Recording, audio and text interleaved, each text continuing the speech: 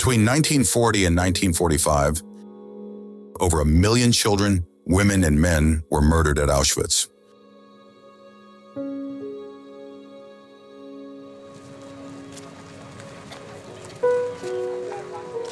In 2016, more than 2 million visitors walked through the site.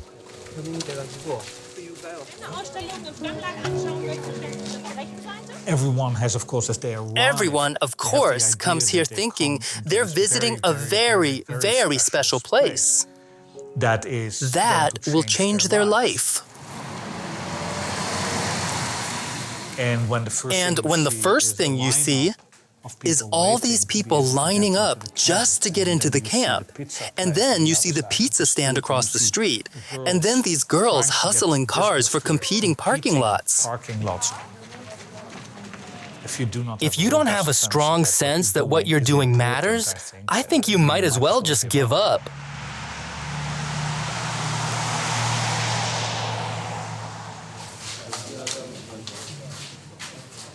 For me, the idea of a museum is unbearable.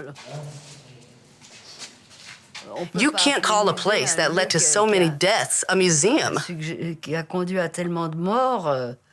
Me? They're going to ask me for money to go in there? Me? They're going to forbid me something. But me, over there, that's my home, because I left something there forever.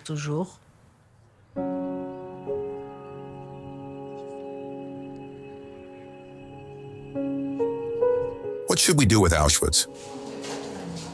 What meaning, what purpose should it have? Should it have become a museum?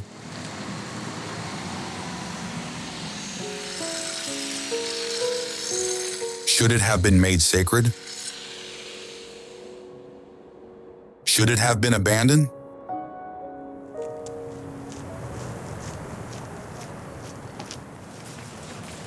These questions are at the heart of a memory war that's been going on for 70 years, since the world discovered Auschwitz.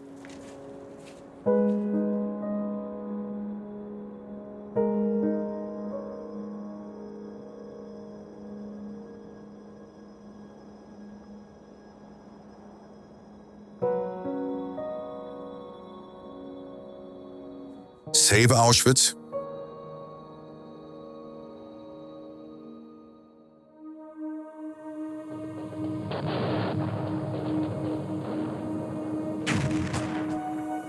January 1945. On the Eastern Front, the Red Army is pushing back the German army. The Soviets enter Krakow.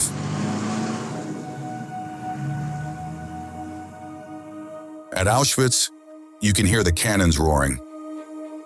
The Nazis are getting ready to flee, but before that, they want to erase all traces of mass murder.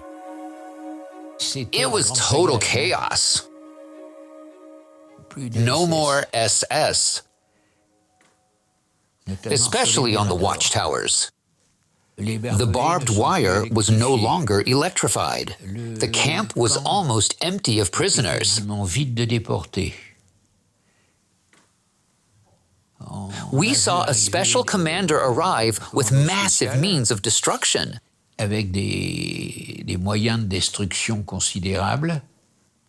The SS had a very clear policy to erase all traces. They managed to burn most of the archives. They managed to blow up the gas chambers and crematoria at Birkenau. They didn't have time to destroy everything. Caught off guard by the Red Army. On January 27, 1945, on their way to Berlin, the 100th Division of the Red Army stumbles upon the Auschwitz-Birkenau camp.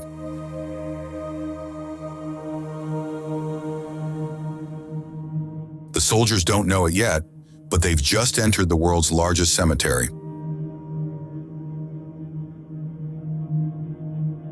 70,000 Polish political prisoners, 15,000 Soviet POWs, 6,000 Roma and 1 million Jews died there of starvation, disease, or were murdered in the gas chambers.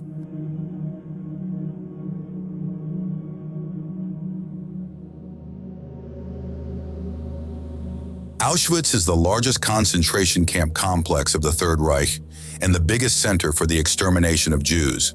It covers several hundred hectares. It's made up of 3 main camps. Auschwitz, Hawaii, the concentration camp. Auschwitz II-Birkenau, the extermination camp with its gas chambers and crematoria. And Auschwitz III Monowitz, the labor camp, where prisoners built a huge factory and about 40 sub-camps were attached.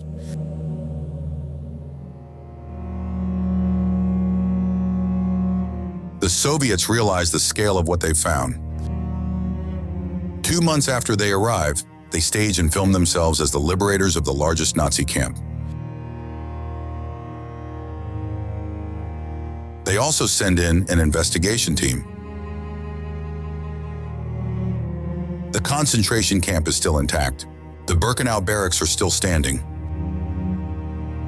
There are many traces of the murder of Jews. They find hair and tens of thousands of objects that belong to the victims. A question immediately arises, one that will haunt the place forever. What should be done with Auschwitz? There was a big debate in 1945-47 about what to do with everything that was left after the war. Some voices said everything should be razed. Nothing should be saved, because anyway, whatever you keep, it can't possibly convey the enormity of the horror. After the Soviets left, the place was left to itself. Poland was devastated. Looters roamed and searched the camp. Wooden barracks from Birkenau were dismantled and reused by Poles. Like other sites of mass murder, Auschwitz became a target for gold seekers. They were called hyenas. These areas were often searched by treasure hunters. If there are Jews, there must be gold, by definition. In this kind of primitive anti-Semitic thinking, so they dug. You had groups of people coming on weekends to dig in the dirt to see if they could find anything. They'd find a silver spoon. They'd find a diamond someone had swallowed. The gold diggers. The gold seekers thought all you had to do was go into those fields and dig to make an incredible haul. Go there and dig. Yet, about 10 former Polish political prisoners from Auschwitz settled in the camp to protect and preserve what was left.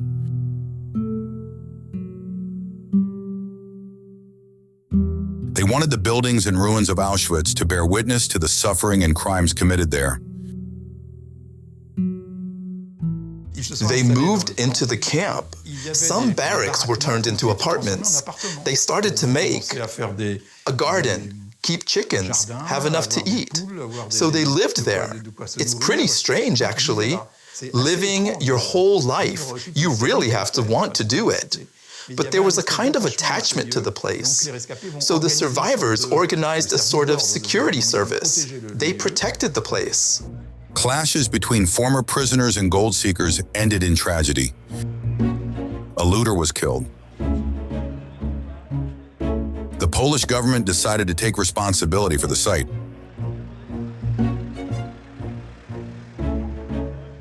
On July 2nd, 1947, at a very solemn ceremony, Józef Cyrankiewicz, the Polish Prime Minister, made Auschwitz camp a state museum open to visitors. A former prisoner of the camp, he had led a resistance network there. He played a key role because, first of all, he personally knew all the survivors. They were at least his friends, or at least his acquaintances, and he got personally involved in managing this place, this museum. The Polish government set the boundaries of the museum It was made up of two parts, Auschwitz I, which officially became the museum area, the place where objects are displayed, and a large part of Auschwitz-Birkenau, which was left as is. The rest of Birkenau and Auschwitz III Monowich were returned to the towns where the camps had been built. Oswiecim and Berczyńska, the Polish names for Auschwitz and Birkenau.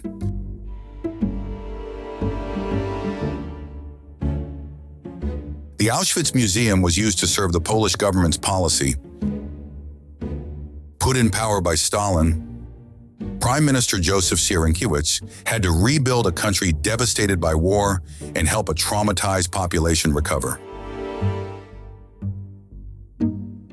Józef Sierankiewicz used Auschwitz, which became a pilgrimage site for Polish martyrdom, an innocent and victimized country.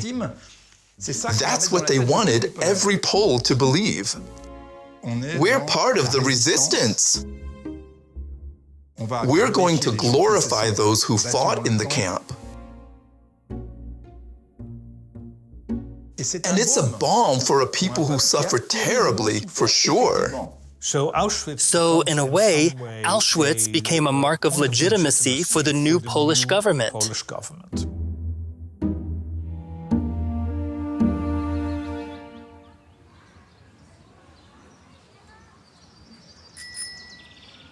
Just a few hundred meters away, and yet far from the commemorations, the locals prefer to turn their backs on the camp. They tell themselves a story. They live in Auschwitz-Shim while the camp is in Auschwitz. In the 50s and then the 60s, the city was booming economically. The huge Liège Farben factory, built by prisoners from the Auschwitz complex, was put back into operation, and a new population arrived en masse from eastern Poland. The government made Oswiecim the economic showcase of the region.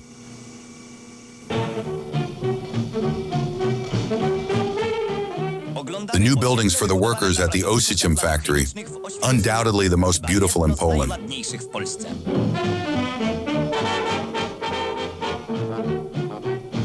Modern architecture, plenty of sunshine and greenery.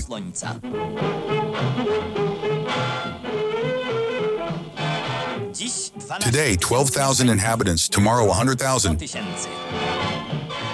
So there's this community with all its needs, all its energy, settled right next to this place, a witness to unimaginable suffering. It's not the people of Auschwitz who carry the memory of the camp. There's a desire to live a normal life. Living a normal life around the camp means it has to be clearly marked off. At one point, it's the camp. At another, it's not. And you don't talk about it anymore. This function room is part of the Auschwitz Cultural Center. You can dance to the music of a very good orchestra. I swear these images are authentic. This is how the youth of Oswiecim have fun.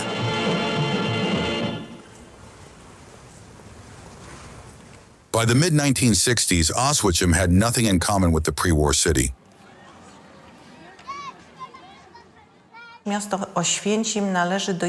Oswiecim is one of the oldest cities in Poland. It became a municipality as early as the 13th century. In 1939, over 50% of the city's population was Jewish. In the city center, this population was dominant. The buildings often belonged to Jews, and there were many Jewish shops. The 7,500 Jewish residents who lived there before the war called it in Yiddish Ushpitzim, which means welcoming city. The war swallowed up that history. After passing through various ghettos, the vast majority of the city's Jewish residents were murdered at Auschwitz-Birkenau.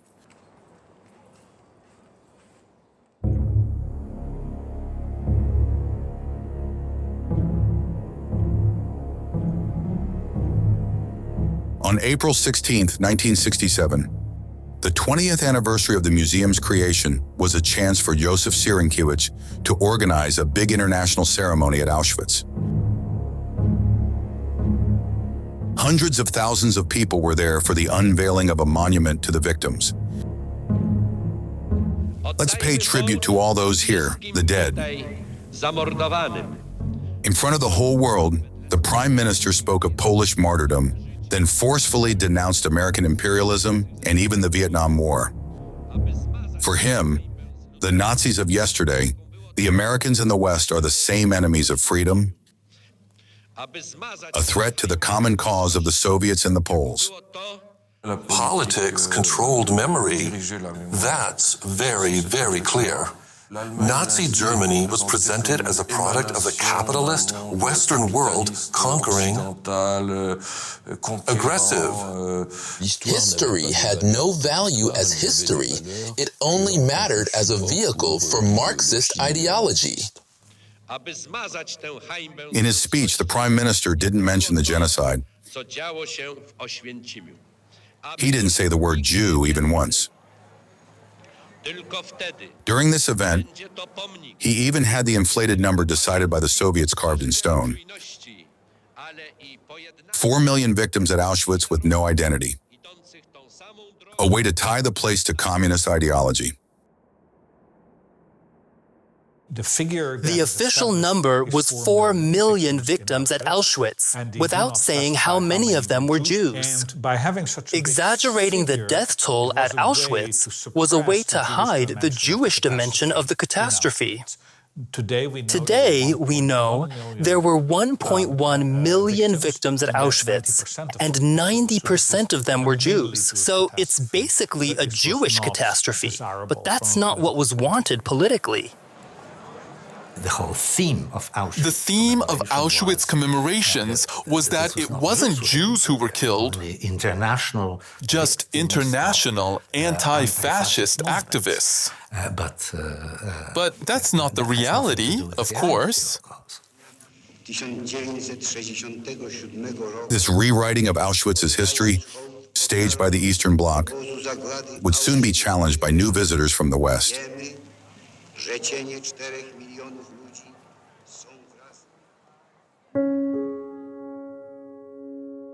In 1972, I was 20. I was looking for my family, my roots.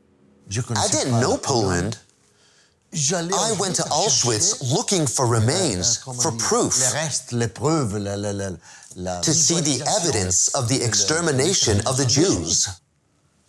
And I didn't find it. Not at all. When I went to Auschwitz for the first time,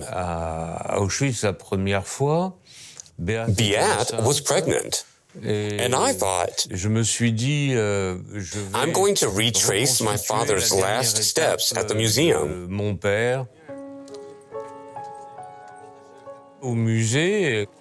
There were no visitors from the West. It was the Cold War. Lots of Poles came to visit.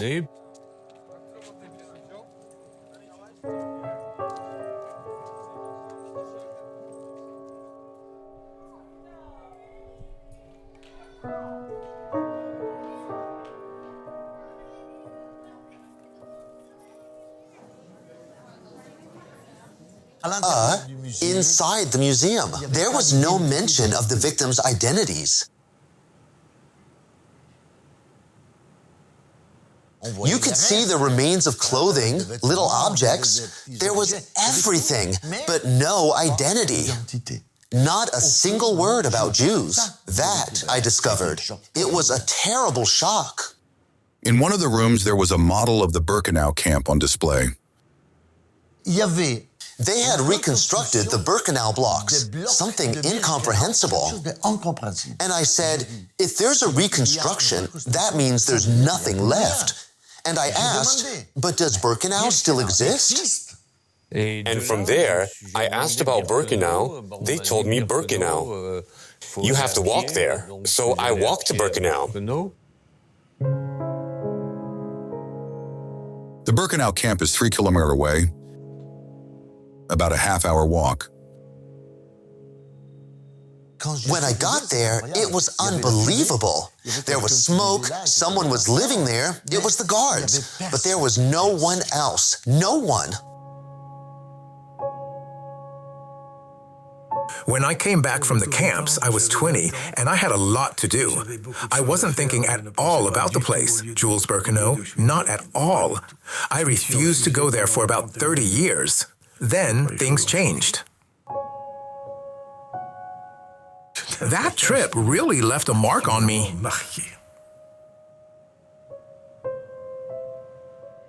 Birkenau was completely empty back then. No one visited it. A man walking alone in that camp is left totally defenseless.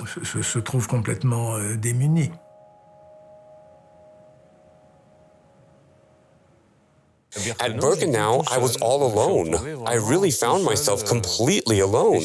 And it was a shock at Birkenau, because at that moment, I realized, I have to say it was the first time, but I fully realized that I had escaped Auschwitz. Normally, I should have arrived there at the same time as my father. That's where the Shoah happened. But there were no gas chambers. No, there was nothing. Someone going there? They couldn't understand anything about the extermination of the Jews.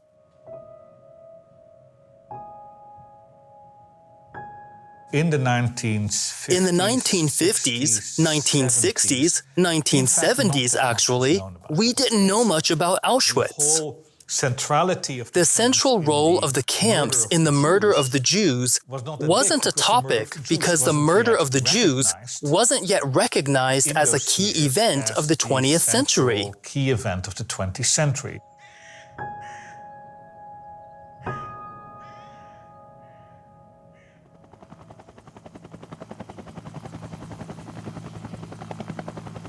A year after being elected Pope, Karol Józef Wojtyła organized a trip to Poland.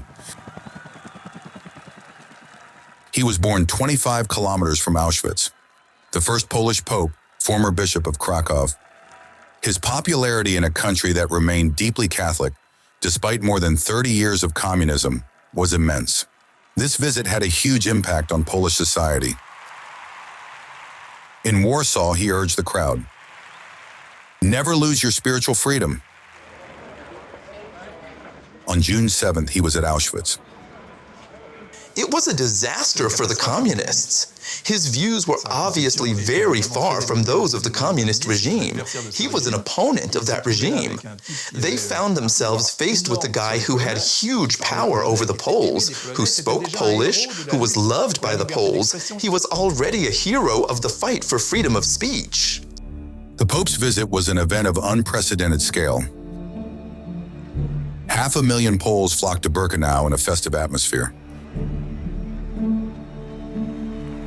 The Mass celebrated there by John Paul II was broadcast by TV stations all over the world. I come here to pray with all of you and in communion with all of Poland. I couldn't come here, and as long as I was Pope,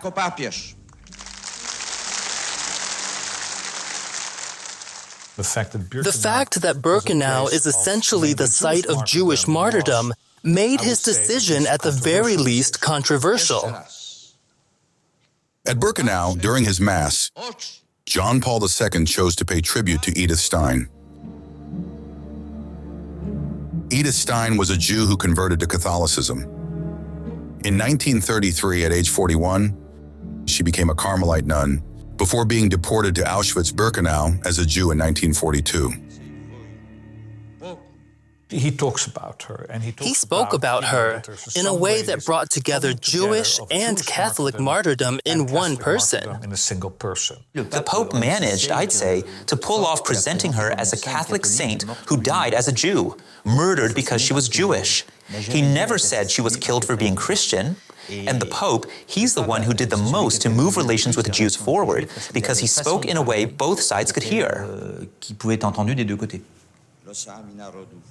John Paul II thought that he could in some John Paul way II bridge thought he could somehow kind build a of very bridge old over the ancient abyss gulf between these separating these two traditions, traditions, especially when it came to the Holocaust. Exactly But the exact opposite happened.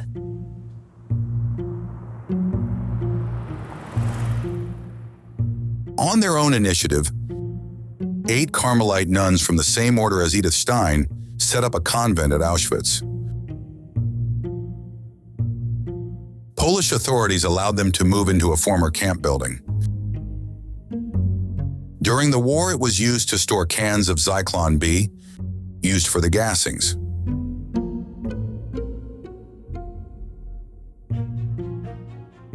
The Carmelites chose to settle here at Auschwitz to pray and atone for the atrocities committed in the camp.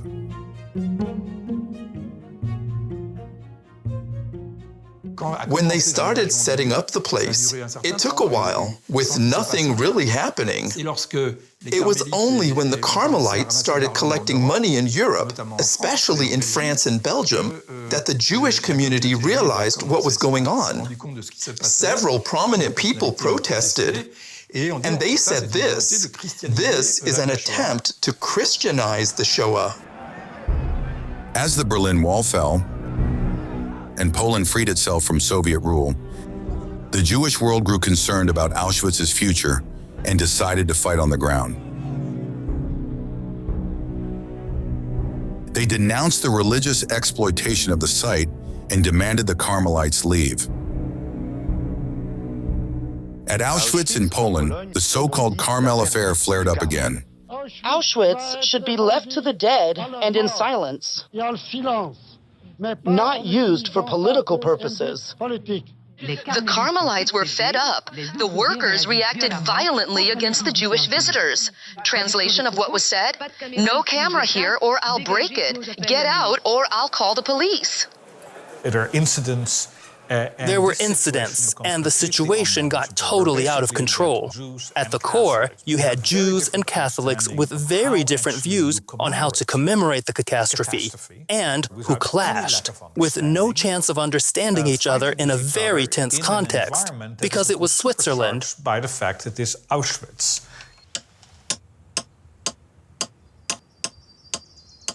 A movement to defend the cross sprang up to protect the Carmel. These radical Catholic activists planted dozens of crosses all around the building. For them, moving the Carmel was out of the question. Despite the outrage of survivors and children of deportees, I saw dozens being put up, maybe hundreds of crosses in the same spot, guarded by a number of activists in tents. movement for the safeguarding of the Polish nation. The cross represents victory, the defense of Poland. The Jews will not rule Poland. We will reclaim the heritage they have appropriated. It took 11 years of controversy, pressure from Catholics open to dialogue, and the personal intervention of John Paul II finally got the nuns to agree to move the Carmel. The Pope had to personally ask each Carmelite to leave since they refused to go any other way. And for the Pope, it was a terrible humiliation to have to intervene personally with each sister.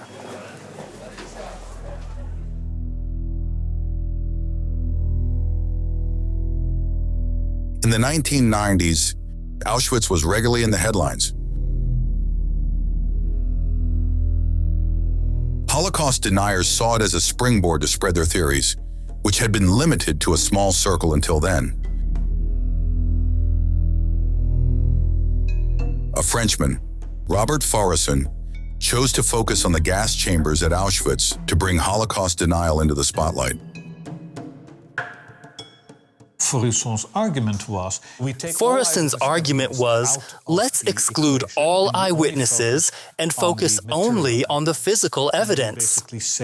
And if you can cast doubt on Auschwitz, then there'll be doubt about all the other camps, especially since there's so much physical evidence at Auschwitz, so let's attack that physical evidence. Sent by Robert Forison, a so-called American engineer illegally took fake samples inside the remains of Auschwitz-Birkenau.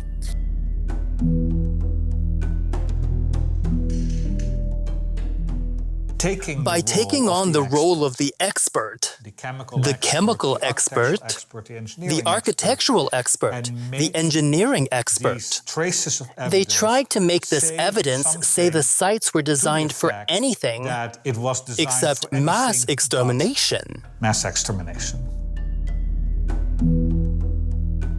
This charade, which resulted in a pseudo-scientific report, was received as an insult by survivors and victims' families.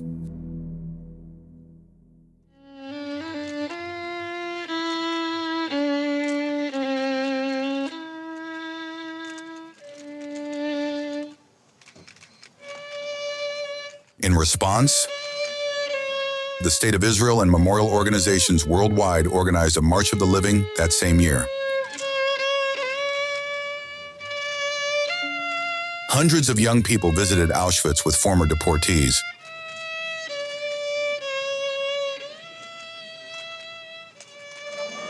Together, they solemnly marched from Auschwitz-Birkenau to Birkenau.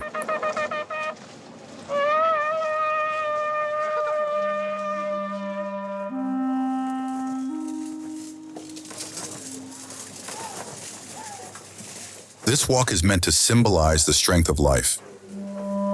The opposite of the death marches the Nazis forced on the deportees in 1945 when they evacuated the camps ahead of the Allies.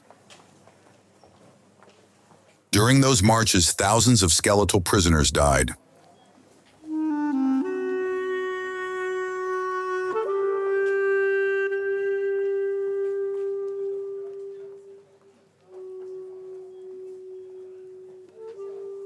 Thousands of young people from all over the world take part in this trip every year or in visits organized by schools.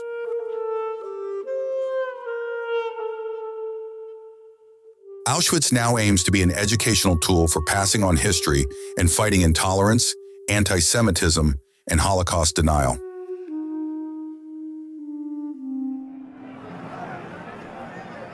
It also became the site of major international commemorations in memory of the genocide's victims. Not all the victims were Jewish, but all Jews were victims.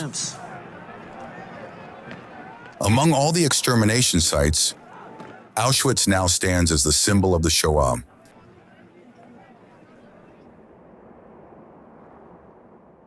In the 1990s, for the first time, the question arose of identifying and preserving the first extermination facilities at Birkenau.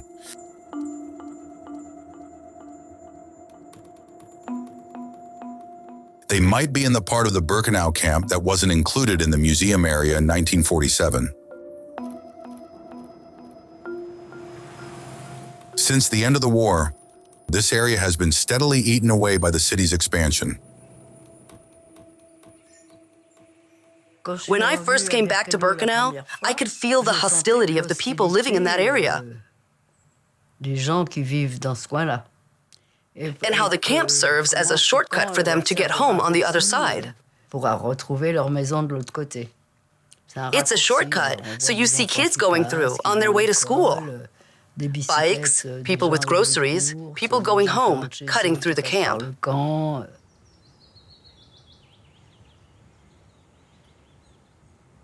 I always thought I'd go back to Auschwitz, but I was obsessed with that idea for a long time. Because part of me is there, part of my life, my teenage years, a part that played a role that shaped my own life, my whole life. And you know, all survivors have a camp in their heads. I looked for the first gas chamber. The farmhouse turned into a gas chamber. I didn't know where it was. In 1991, what Marceline Lorden was looking for was the first gas chamber that operated at Birkenau and had been completely lost track of at the time. In this gas chamber called Bunker 1, over 100,000 people were murdered, including a large number of Jews deported from France in 1942, and among them, the 4,000 children from the Vel d'Hiv roundup. It's impossible to say for sure which house it was because I never found any sign. It was like I had the feeling that, like they had, didn't want to talk about that farmhouse that had been used as a gas chamber. So after searching, I never found it. At some point, I gave up trying to find it.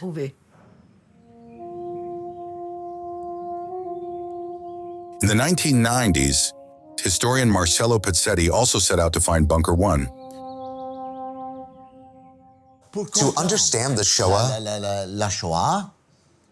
I realized you had to work on the site to look for the killing sites, where the killing installations were, the gas chambers. He made trip after trip to Auschwitz, until the day he met Shlomo Dragan, a survivor. Shlomo Dragan was part of the Sonderkommando at Bunker 1. His job was to remove the bodies from the gas chambers. I asked him where. The bunker, the first one, you worked there, and he gave me an amazing answer. He said,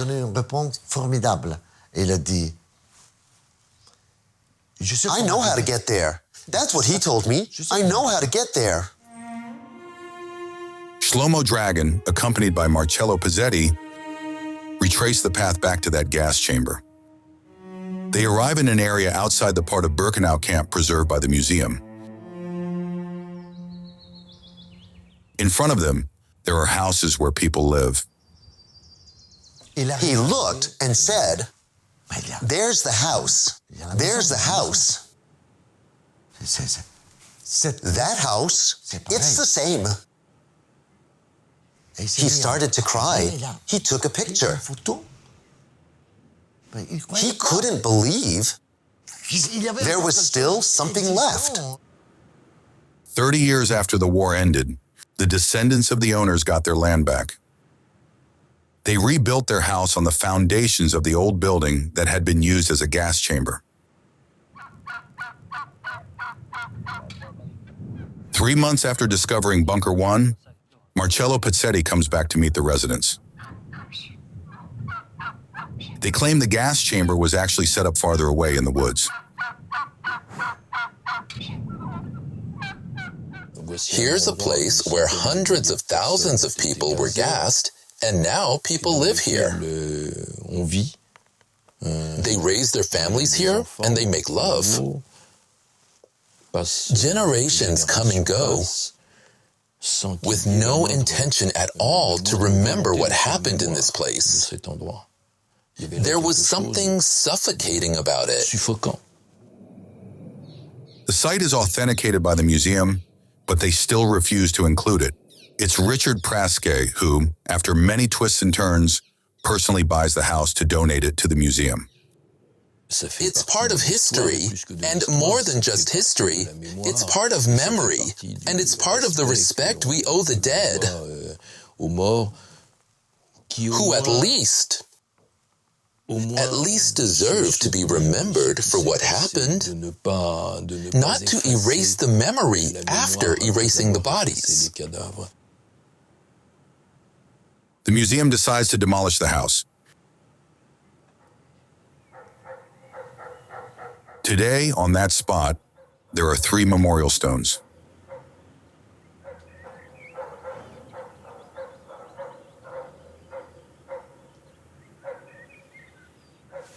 It's closed off. That means nobody can go there. The start of the Shoah with gas, it's here. And what's left of that? Next door, the town hall gave permission to build a house. Unbelievable. On the other side, same thing. At the edge of the camp, the place where the gas chamber was is now a residential neighborhood.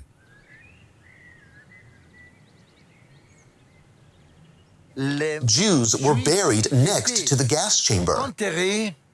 à côté de la chambre à gaz. So it's possible that these two properties where people live today are in the biggest Jewish cemetery in the whole world. Soit dans le plus grand cimetière juif du monde entier.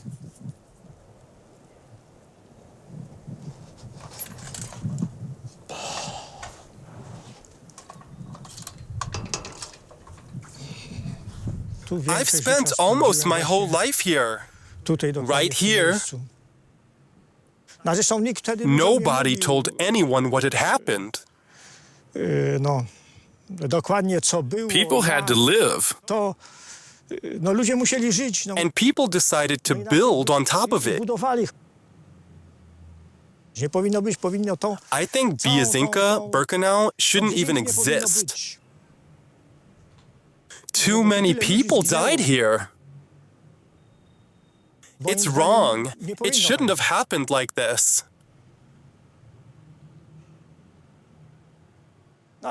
There's a dream I always remember. I was that prisoner in camp clothes. I'd die one way or another, in a gas chamber, or they'd kill me with a stick or something else. But for sure, if I had money, I'd have left. But hey, I don't. I'm stuck here.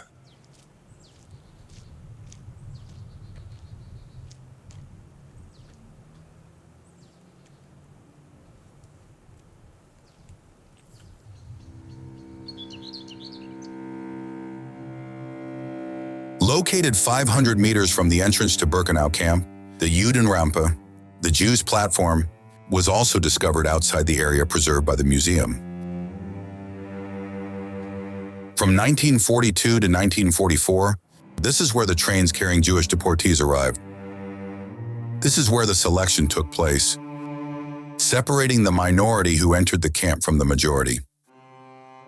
All the others, like the children, the elderly, were taken straight to the gas chambers. When I went to Auschwitz the first time, I thought my father's train had gone inside Auschwitz. I realized in the early 1980s that until May 1944, the deportation trains arrived somewhere else, not inside the Auschwitz camp. I looked for the location of the Judenrampe. I found it again. I saw it was just grassy mounds. There was nothing, no tracks, nothing left at all. At least 500,000 people got off those trains at that spot. Me, I think the ramp, it should be above ground, not underground.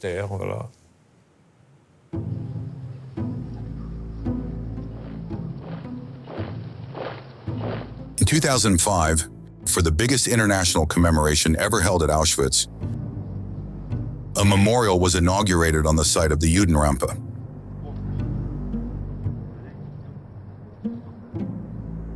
Thanks to Serge Klarsfeld and the efforts of France, a rail and train cars were restored at the spot where the deportees arrived.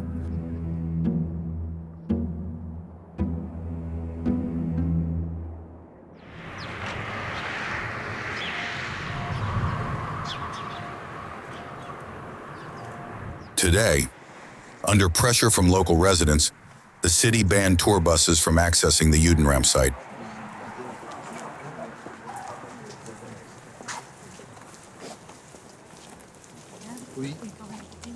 Regularly, historian Marcello Pezzetti goes to Auschwitz with survivor Benjamin Ornstein to guide student groups.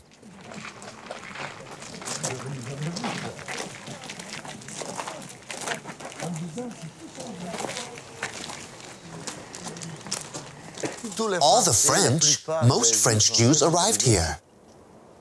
You had to be able to walk at least 1.5 miles or even 2 miles to the gas chamber.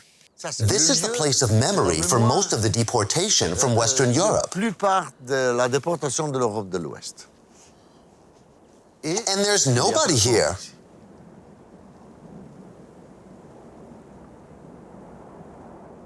They built houses, one person built, the others, they built again. Back then, buses, they could come in with the visitors. Now they banned it. They insult us. They spit on us because we go on their property. That's private property, so it's off limits. That's it. So what can we do?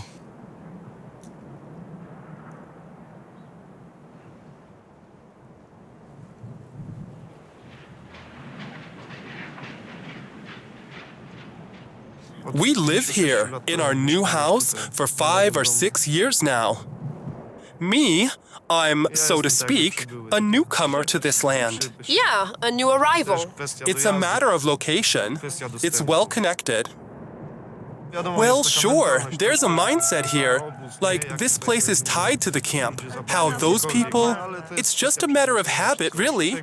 You just can't pay attention to what people say. The weak point? The number of tourists. I have to say, tourists walk everywhere. Maybe it's an organization thing. There really are a lot of people asking how to get here or there. The problem, it's the tourist groups. Honestly, more than once, we couldn't even get home peacefully. We go, we come, we just want to pass through quietly. No, I'm not leaving this place for anything.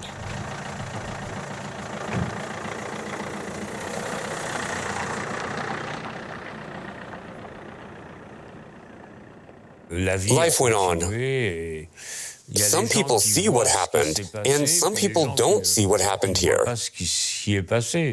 And the people who live there have to close their eyes to the past just to keep living.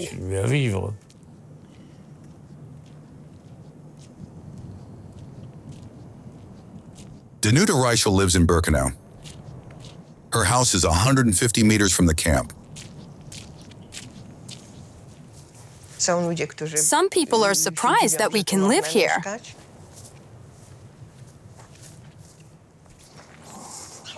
And we just live here like anyone else. Here, normally. Not good, not bad. Here, we're in my garden. There's mostly a play area for my granddaughter.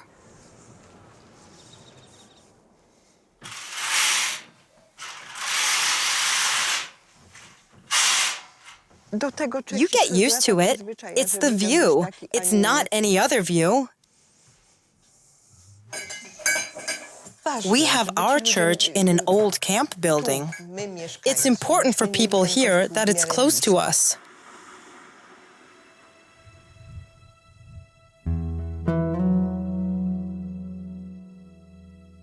Today, the towns of Biesinka and Auschwitz together have 50,000 residents.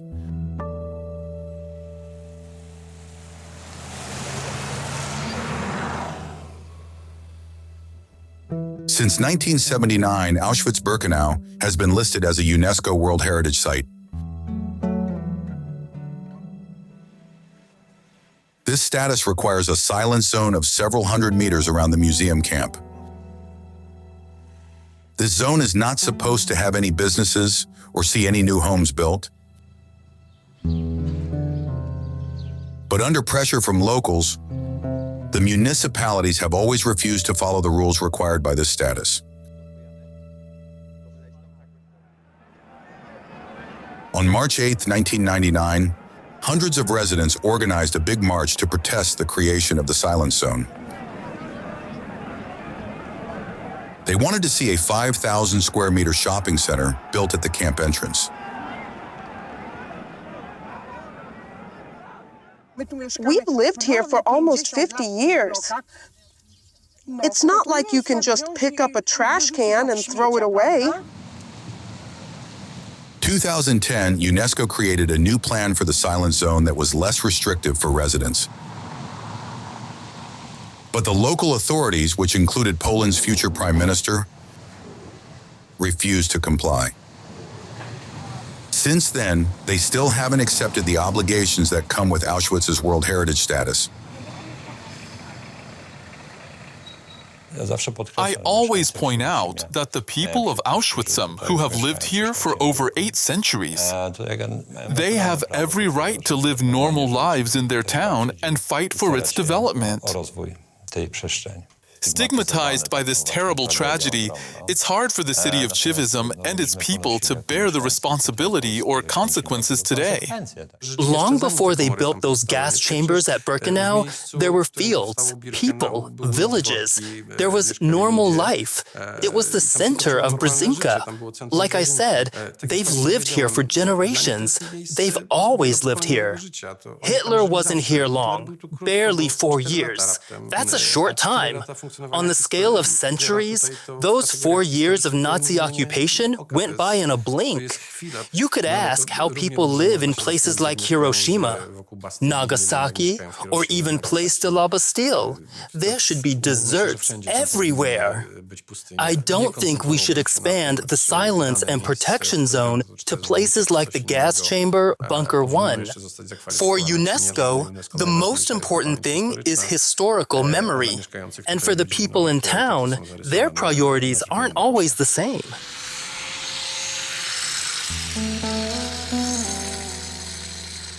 The city keeps growing. Houses keep getting built. Very few visitors go to these key Holocaust sites. The visits happen elsewhere.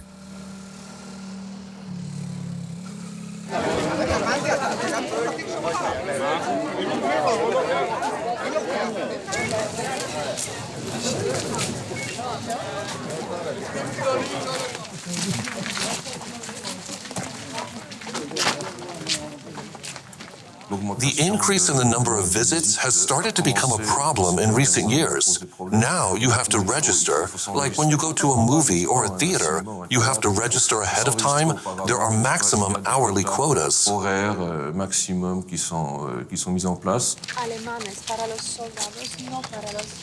Auschwitz is one of the most visited museums in Europe. For tour operators, it's become a major stop. Only a minority of visitors go to the Birkenau site because tours are scheduled to last just 2 or 3 hours at most.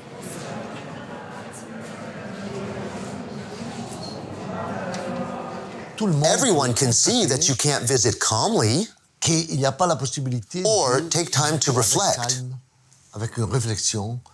You need time to understand. You need time to think. You need explanations.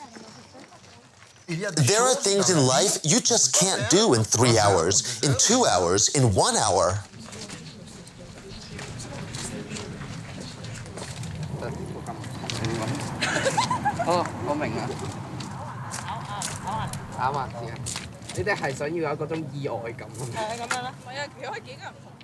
It could turn into a horrible Dracula museum. A Dracula, a Hitler museum. But the victims, gone. In Auschwitz, there are a lot of mass graves behind, and I'm always surprised that people put candles on the tracks, because the tracks, they didn't kill anyone. No one was killed by a track, and not many people go to the mass graves. People cry in front of the crematorium, but they don't cry at the mass graves. And crematoriums, there are some at Père Lachaise too, just saying. And the same. And for me, the fact that we sanctify the killing machine through the dead, it's like validating the SS's narrative. They said, we made everything disappear. There's no trace of the Jews left. That's wrong. And it's the same everywhere. Me, I visited the 9/11 museum. It's really hard for people to focus on the victims. It scares them. So they talk about the tower. So they show a pillar, the pillar that held up, like the tower was Jean Moulin.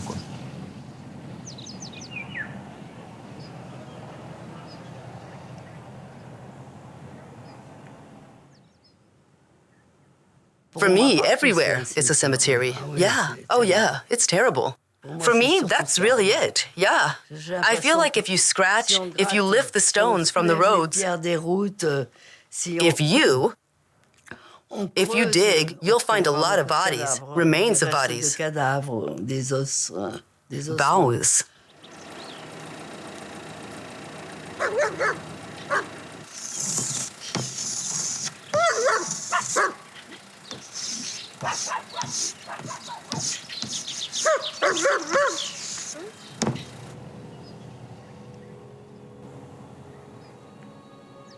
I used to dream that one day at Auschwitz, there would be a big wall with all the names of the Jews killed at Auschwitz. But where is that? Where is it?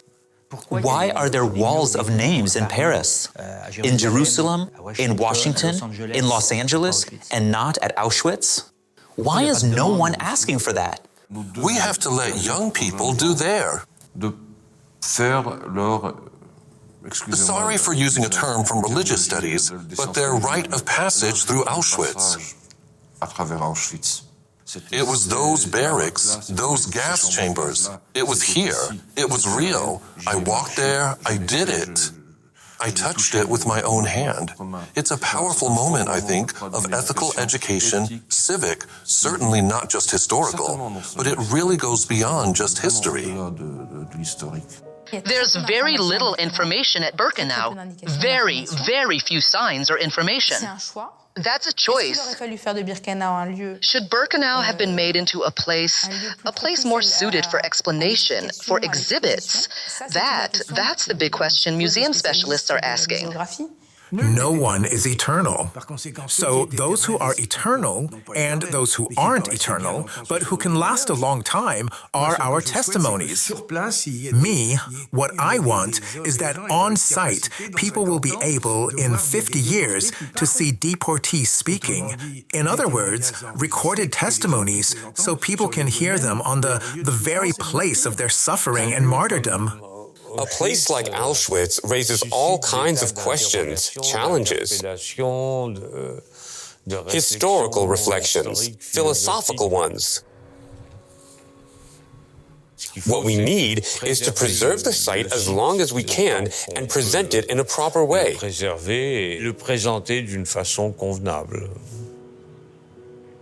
Life goes on, and there's a total contradiction between a place of death surrounded by a place of life. There's no way around that. Entouré par un lieu de vie, voilà. On n'en sortira pas de cela, quoi.